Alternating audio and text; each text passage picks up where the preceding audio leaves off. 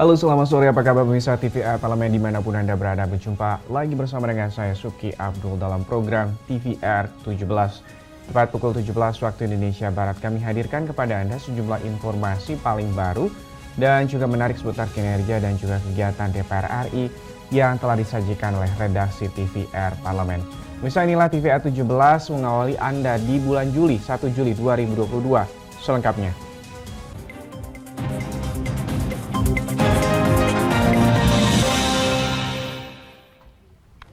Ya pemirsa, ini informasi pertama di TVR 17 terkait dengan pertumbuhan ekonomi Indonesia mengalami pertumbuhan yang positif.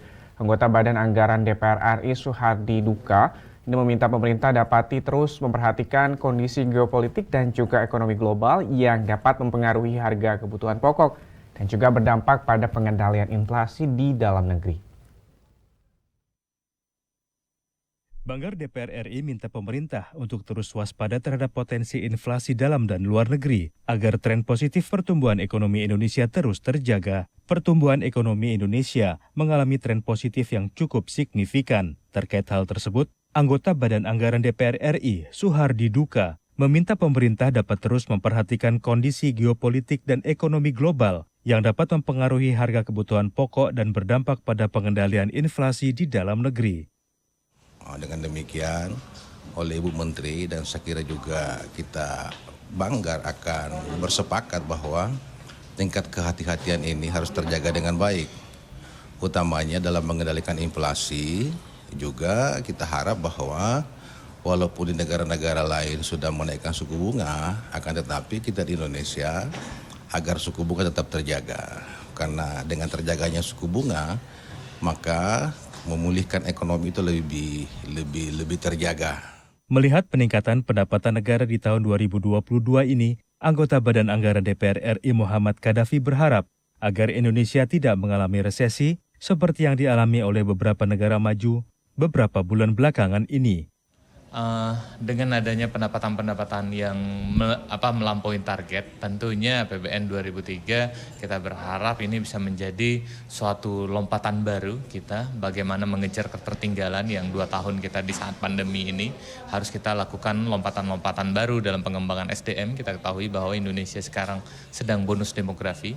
Kita berharap nantinya investasi kita terhadap masa depan bangsa kita itu benar-benar bisa optimal dan bisa menjadi negara Indonesia mendapatkan masa keemasan bangsa di 2045. Ferdian dan Ade, TVR Parlemen melaporkan. Pemirsa, kita ke informasi selanjutnya. Mengantisipasi ancaman penularan COVID-19 di Arab Saudi, di Komisi 8 DPR RI pastikan layanan pendampingan jamaah haji Indonesia ini berjalan dengan maksimal, khususnya persiapan fasilitas kesehatan yang berada di Arab Saudi. Mengantisipasi ancaman penularan COVID-19 di Arab Saudi, Komisi 8 DPR RI pastikan layanan dan pendampingan jamaah haji Indonesia saat ibadah haji 2022 berjalan dengan maksimal, khususnya persiapan fasilitas kesehatan di Mekah dan Madinah. Diwawancarai melalui Zoom saat sedang melakukan pengawasan penyelenggaraan haji Indonesia di Mekah, Arab Saudi, tim pengawas haji DPR RI Dia Pitaloka menyatakan, DPR RI bersama pemerintah telah menyiapkan tempat isolasi mandiri di setiap hotel.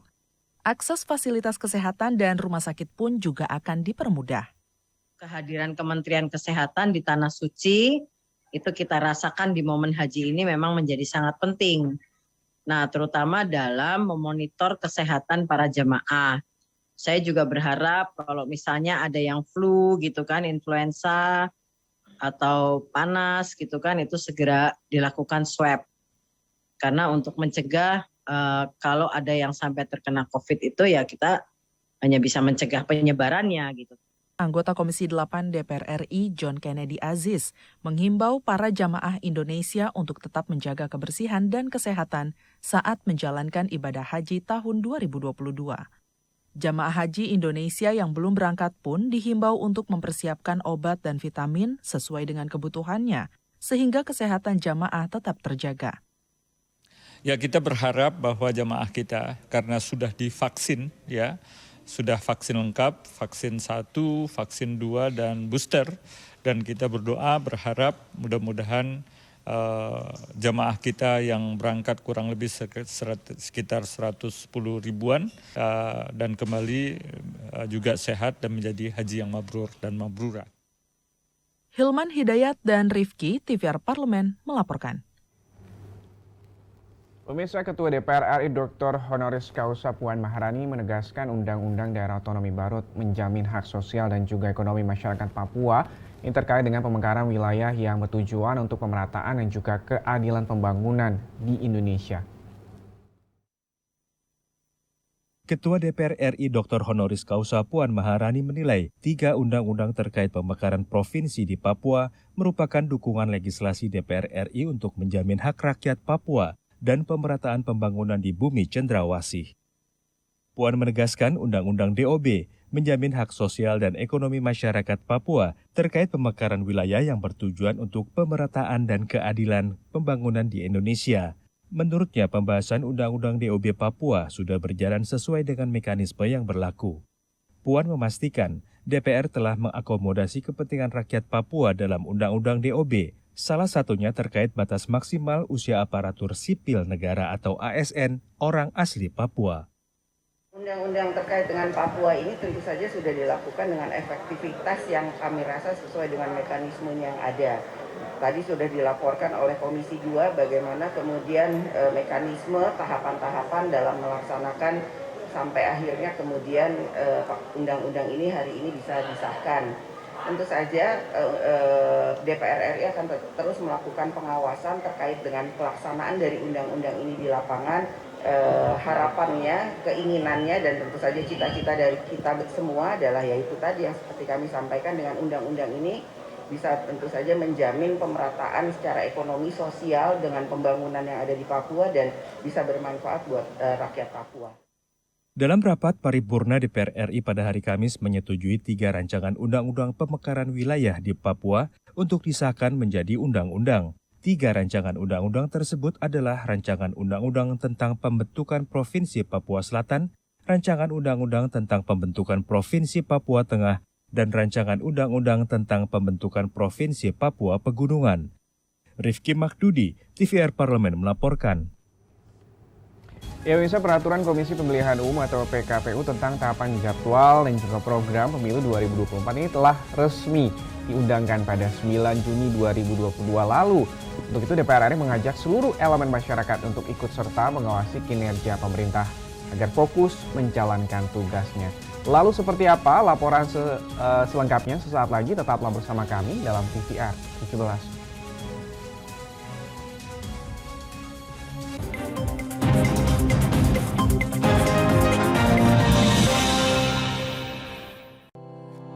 Tugas dan fungsi DPR RI sangat penting bagi negeri ini sebagai pengemban amanat rakyat. Namun tidak banyak yang tahu apa saja fungsi dan tugas dari DPR.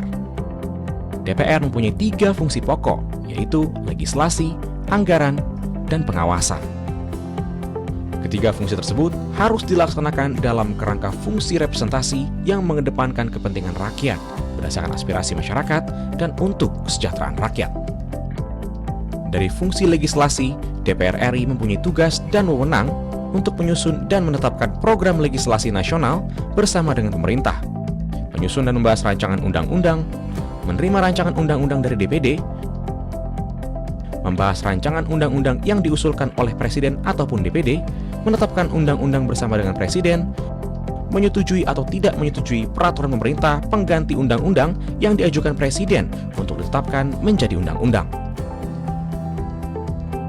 Sementara, fungsi anggaran membahas dan memberikan persetujuan atau tidak memberikan persetujuan terhadap rancangan undang-undang tentang APBN yang diajukan Presiden, memperhatikan pertimbangan DPD atas rancangan undang-undang tentang APBN dan rancangan undang-undang terkait pajak, pendidikan, dan agama, menindaklanjuti hasil pemeriksaan atas pengelolaan dan tanggung jawab keuangan negara yang disampaikan oleh BPK, memberikan persetujuan terhadap pemindahantanganan aset negara maupun terhadap perjanjian yang berdampak luas bagi kehidupan rakyat yang terkait dengan beban keuangan negara. Dan fungsi pengawasan, melakukan pengawasan terhadap pelaksanaan undang-undang, APBN, dan kebijakan pemerintah, membahas dan menindaklanjuti hasil pengawasan yang disampaikan oleh DPD terkait pelaksanaan undang-undang mengenai otonomi daerah, pembentukan, pemekaran, dan penggabungan daerah, pengelolaan sumber daya alam dan sumber daya ekonomi lainnya, pelaksanaan APBN, pajak, pendidikan, dan agama. Terima kasih. Video ini dipersembahkan oleh TV dan Radio Parlemen, Biro Pemerintahan Parlemen, Sekretariat Jenderal, dan Badan Keahlian DPR RI.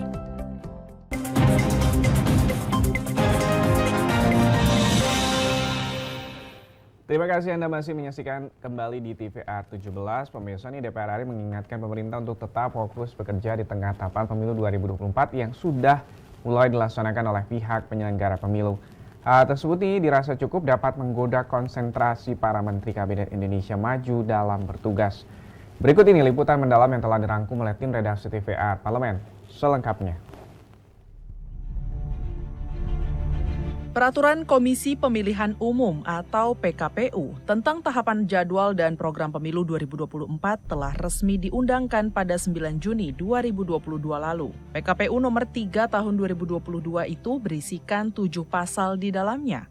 Salah satunya, pasal mengatur tentang tahapan pemilu secara rinci, di mana tahapan telah dimulai sejak tanggal 14 Juni 2022 dengan perencanaan program dan anggaran serta penyusunan peraturan pelaksanaan penyelenggaraan pemilu.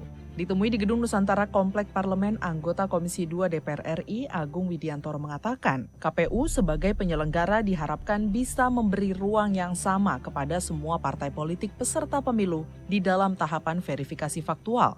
Hal tersebut dimaksudkan agar proses demokrasi dapat berjalan dengan baik dari awal tahapan pemilu dimulai. Kami berharap agar semua pihak bisa menyikapi dengan baik, terutama pihak penyelenggara, tentang bagaimana ketentuan verifikasi faktual, keberadaan partai-partai, persyaratan-persyaratan yang ada, sehingga tidak menghambat perjalanan demokrasi ini. Memberikan ruang yang sama, jangan sampai ada terlewatkan dan jangan sampai ada pihak-pihak yang merasa ruang geraknya, hak-hak politiknya terpasung dan sebagainya. Hingga Selasa 28 Juni 2022, sudah 26 partai politik yang mengajukan permohonan aktivasi akun Sistem Informasi Parpol atau SIPOL KPU RI. Jumlah tersebut terdiri dari 14 parpol peserta pemilu 2019 dan 12 parpol yang belum pernah ikut pemilu. Setelah SIPOL ditutup, data parpol yang sudah masuk akan jadi basis KPU untuk melakukan verifikasi administrasi maupun verifikasi faktual terhadap semua partai politik sebagai calon peserta pemilu 2024. Anggota Komisi 2 DPR RI, Heru Sujatmoko, mengajak seluruh masyarakat sipil untuk ikut serta mengawasi kinerja para pembantu presiden yang dinilai mulai angin-anginan lantaran tahapan pemilu 2024 sudah dimulai.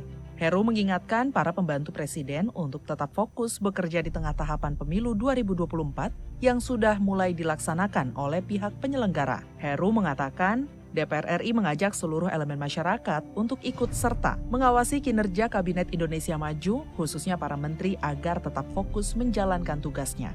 Presiden kalau menekankan seperti itu ya sudah pas lah ya. Harus kerja, fokus kerja. Artinya apa? Kalau ada yang tidak fokus, mau ditegur apa enggak kan presiden. Tentu sisi lain karena negara kita negara demokrasi, masyarakat sipil bisa mengkritisi. DPR juga bisa. Karena DPR punya fungsi pengawasan, gitu loh. Nah, ini proses politik namanya. Jadi, masyarakat sipil boleh memberikan masukan, mengawasi. DPR juga bisa. Seperti diketahui, Presiden Joko Widodo melalui sidang Kabinet Paripurna di Istana Negara Senin lalu, meminta jajaran menteri dan para kepala lembaga negara untuk fokus bekerja di tugas masing-masing. DPR RI melalui Komisi 2 meminta jajaran Kabinet Indonesia Maju di bawah kepemimpinan Presiden Joko Widodo untuk fokus dalam menjalankan tugasnya.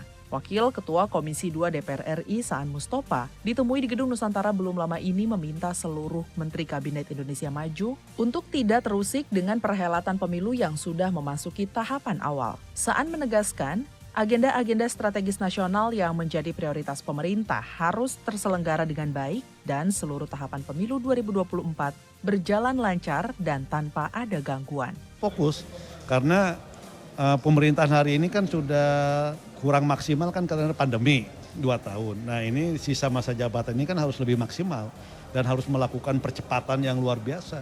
Nah karena itu kan membutuhkan konsentrasi dan fokus dari para menterinya. Nah karena itu para menterinya itu kan memang harus fokus bagaimana bisa mengakselerasi kinerjanya untuk bisa mendukung dan mensukseskan program-program dan kebijakan Pak Jokowi di akhir masa jabatannya. Nah karena itu mereka yang tergoda untuk ikut di 2024, ya kalau memang mereka mau menseriusi di 2024 ya harus meninggalkan pos menterinya. Sebelumnya, Ketua DPR RI Dr. Honoris Causa Puan Maharani meminta para Menteri Kabinet Indonesia Maju mengikuti perintah Presiden Joko Widodo sehingga bisa lebih fokus mengatasi berbagai persoalan bangsa. Tim Liputan TVR Parlemen melaporkan. Ya, pemirsa, DPR RI telah mengesahkan 3 rancangan undang-undang tentang daerah otonomi baru Papua menjadi undang-undang. Berkaitan dengan DOB Papua, Komisi 2 DPR RI mewacanakan untuk melakukan revisi undang-undang pemilu. Lalu seperti apa? Ini akan kita simak sesaat lagi. Wawancara langsung dengan pimpinan Komisi 2 akan kami hadirkan setelah jeda berikut ini. Untuk itu tetaplah bersama kami dalam TVR 17.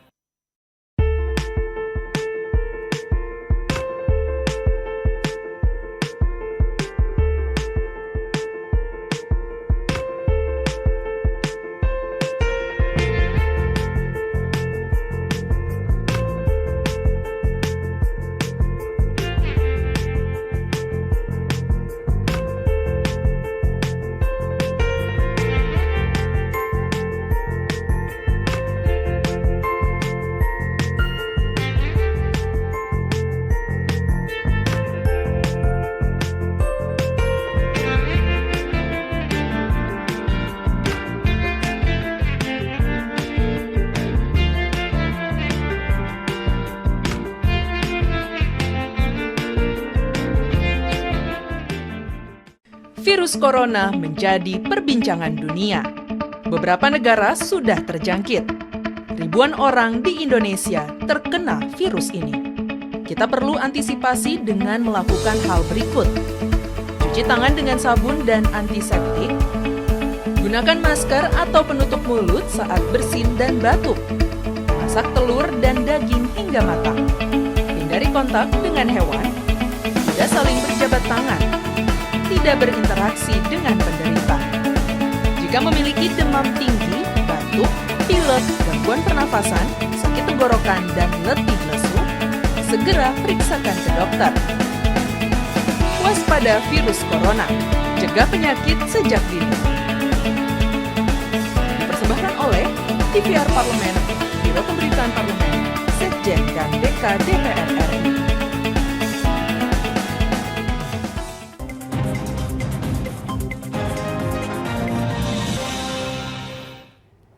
Ya, masih bersama dengan saya Suki Abdul. Pemirsa, pemekaran Provinsi Papua membuat sistem pemilu di wilayah tersebut ini berubah karena ada perubahan daerah pemilihan dan juga perolehan kursi di DPR RI. Untuk itu Komisi 2 DPR RI mengusulkan untuk merevisi Undang-Undang Pemilu. Untuk lebih lengkapnya, berikut laporan dari rekan kami Alfat Rizky dengan Wakil Ketua Komisi 2 DPR RI. Selengkapnya berikut ini. Ya, baik pemirsa TVR Parlemen dimanapun Anda berada, saat ini saya sudah bersama dengan salah satu Wakil Ketua Komisi 2 DPR RI, yaitu Bapak Saan Mustofa dari fraksi Partai Nasdem untuk daerah pemilihan Jawa Barat 7. Nah, di mana pada kesempatan kali ini saya dan juga beliau akan berbincang-bincang terkait dengan rencana pemekaran wilayah Papua. Baik Bapak, menurut Bapak kan ini sudah ada 3 RUU terkait DOB Papua ya Pak ya. Nah, untuk Bapak, menurut Bapak setelah proses ini, apakah kan ada rencana untuk revisi Undang-Undang Pemilu, Pak? Ya, karena terkait dengan soal RUU daerah otonomi baru ya, terkait dengan pemekaran Papua menjadi 4, jadi 1 Papua Induk dan 3 Papua baru, Papua Selatan, Tengah, dan Papua Pegunungan. Dan tentu itu berimplikasi terhadap undang-undang yang lain. Nah, salah satunya terimplikasi dengan undang-undang pemilu. Nah, karena itu penting nanti ke depan kita akan bicarakan terkait dengan implikasi itu. Karena akan ada penambahan dapil, akan ada penambahan alokasi kursi juga di parlemen kan itu. Nah, apakah nanti lewat revisi atau lewat perpu, nanti itu akan menjadi bahan atau agenda rapat Komisi 2 dengan pemerintah ke depan. Pak, ini kan 2024 kan sudah mulai dekat ya Pak ya. Apakah ini secara infrastruktur kemudian secara administratif itu Bapak melihat sudah siap Pak? Ya, tadi kita sudah bicarakan semua lah terkait dengan persiapan dan kesiapan Provinsi Papua Selatan, Tengah dan Pegunungan, dan juga terkait dengan nanti implikasinya. Nanti akan ada pengisian KPU dan mereka juga nanti ikut pemilu di 2024. Nah, terkait dengan itu semua kita sudah siapkan dan sudah kita bicarakan semua, dan saya yakin terkait dengan implikasi-implikasinya itu akan terselesaikan dengan baik, termasuk terkait dengan soal undang-undang pemilunya. Terakhir dari saya Pak, untuk harapan dengan adanya rencana pemekaran dari wilayah Papua ini sebenarnya tujuannya untuk apa dan seperti apa Pak? Ya, kita diharapkan dengan pemekaran di Papua ya terjadi percepatan dan pemerataan pembangunan. Yang kedua juga terkait dengan soal memperpendek, terkait dengan soal pelayanan terhadap masyarakat yang ada di Papua, dan tentu yang terakhir akses Papua akan semakin baik. Jadi itu kita harapkan orang-orang yang masyarakat yang ada di Papua mendapatkan itu semua. Terima kasih Bapak Saan Mustafa atas waktunya. Ya, baik pemirsa TVR Parlemen, itulah tadi bincang-bincang saya dengan salah satu Wakil Ketua Komisi 2 DPR RI, Bapak Saan Mustafa. Kembali ke studio. Ya pemirsa, sesaat lagi kami akan hadirkan kepada Anda sorotan media nasional seputar DPR RI. Setelah jeda berikut ini, tetaplah bersama kami di TVR 17.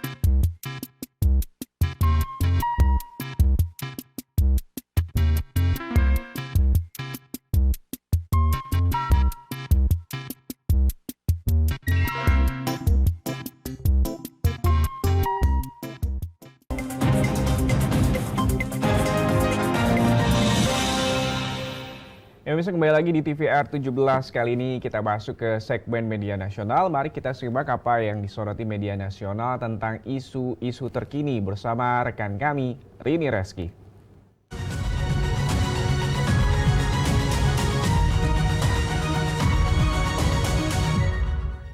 Selamat sore pemirsa. Nah, berjumpa lagi nih pemirsa bersama saya Rini Reski dan tentunya pemirsa TVR Parlemen. Mari kita bahas nih apa saja yang menjadi headline media online pada hari ini. Yang pertama nih pemirsa mengenai pengesahan 3 undang-undang terkait provinsi baru yang berada di Papua. Kita bisa lihat di sini di layar kaca yang ada di belakang saya, beberapa di sini portal media membahas dan salah satunya DPR RI mengesahkan 3 undang-undang terkait provinsi baru di Papua, yakni Papua Selatan, Papua Tengah, dan juga Papua Pegunungan sebagai pemekaran dari Provinsi Papua dan dalam rapat paripurna Kamis 30 Juni kemarin. Ya pemirsa, jika dihitung mundur pembahasan soal pembentukan 3 provinsi baru ini ditempuh dengan cara kilat. Tentunya hanya butuh 2,5 bulan bagi DPR untuk membuat 3 provinsi baru yang berada di Papua. Terhitung sejak 3 RUU tentang provinsi baru ini disahkan sebagai RUU inisiatif DPR pada 12 April 2022 lalu. Dan dalam keputusan tingkat 1, semua fraksi menyampaikan pandangannya. Dari 9 total fraksi yang ada, seluruhnya menyetujui ketiga RUU itu dibawa ke rapat paripurna. Tercatat Partai Demokrat dan PKS yang setuju dengan catatan. Adapun ibu kota Provinsi Papua Selatan berkedudukan di Kabupaten Merauke. Ibu kota Provinsi Papua Tengah berkedudukan di Kabupaten Nabire. Dan ibu kota Provinsi Papua Pegunungan berkedudukan di Kabupaten Jayawijaya. Jadi Indonesia ini sekarang sudah ada 37 provinsi dari 34, bertambah 3 provinsi baru yaitu 37. Nah selanjutnya nih pemirsa, yang juga menjadi headline media online di hari ini adalah DPR akan membahas kemungkinan ganja untuk medis di revisi UU Narkotika. Kita juga bisa lihat di sini, di beberapa media di sini, Wakil Ketua Komisi 3 DPR RI, Desmond Junaidi Mahesa menyebut ada wacana pembentukan badan pengawas dalam rapat dengar pendapat umum terkait legalisasi ganja untuk kebutuhan medis. Di sini menurutnya ada 3 lembaga yang tergabung dalam badan pengawas tersebut, yaitu Kementerian Kesehatan, Polri, dan juga Badan Narkotika Nasional atau BNN. Adapun pembentukan badan pengawas ini pemirsa bakal masuk dalam salah satu pasal revisi Undang-Undang Nomor 35 Tahun 2009 tentang narkotika. Dan sementara itu di sini Desmond menyampaikan Komisi 3 DPR RI akan melakukan Focus Group Discussion atau FGD dengan melibatkan pakar kesehatan hingga Ikatan Dokter Indonesia terkait legalisasi ganja untuk medis. Di sini juga Komisi 3 DPR RI akan mempertimbangkan masukan dari para ahli dalam proses revisi undang-undang tentang narkotika yang saat ini masih bergulir di parlemen, baik dari perspektif kesehatan juga pengawasan dan penegakan hukum bersama pemerintahan. Baik pemirsa, itu tadi headline media online pada hari ini yang saya sampaikan mengenai pengesahan 3 undang-undang terkait provinsi baru di Papua, juga berita mengenai DPR yang akan membahas kemungkinan ganja untuk medis di revisi Undang-Undang Narkotika. Sekian dari saya Rina Reski, kembali ke rekan Uki.